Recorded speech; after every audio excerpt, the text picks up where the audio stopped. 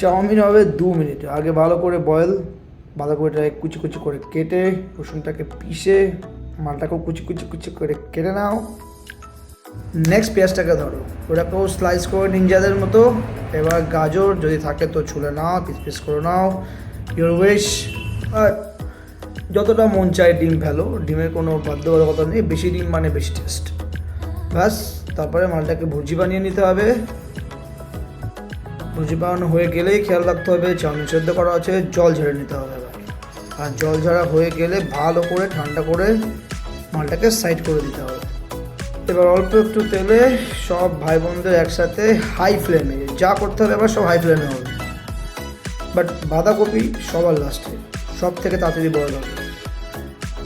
এবার মনের মতো পৃথিবীর যত রকম সস, সব সস ঢালো, লবণ ডালো, চিনি ডালো, চাউমিন ডালো। এবার শুধুমাত্র মিক্সিংয়ের পালা। বাট ফ্লেম সবসময় হাই থাকবে। ফ্লেম হাই মানে ওই ব্যাপারটা, ওই রেস্টুরেন্ট স্টাইল ব্যাপারটা, ওই ফ্লেভারটা, ওই এসেন্সটা আসবে। আমি এখানে soya sauce, chilli sauce use করেছি, red chilli sauce, tomato sauce use করিনি, you all can use. But যত সব কিছু ব্যালেন্স থাকবে তত বেশি টেস্ট হবে। লাস্টে ডিমের ভুজিয়ে ফেলো। এবার ফাইনাল পার্ট হচ্ছে মিক্সিং। যত ভালো মিক্সিং তত ভালো টেস্ট। প্রত্যেকটা নুডলসের গায়ে যদি প্রত্যেকটা সস ভালো করে কোট হয়, দেন প্রত্যেকটা বাইটে একটা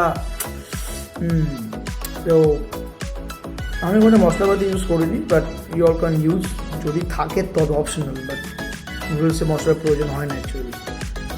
ভিনেগারটা কিন্তু একদম শুরুতে দেওয়া উচিত, আমি ভুলে গেছিলাম। একটু ট্যাঙ্গি ফ্লেভার হয়েছিল আমার, যেটা আমার তো ভালোই লেগেছে। বাস, এবার সার্ভ। একটু পেঁয়াজ কুচি উপরে ছড়িয়ে রেডি টু ইট।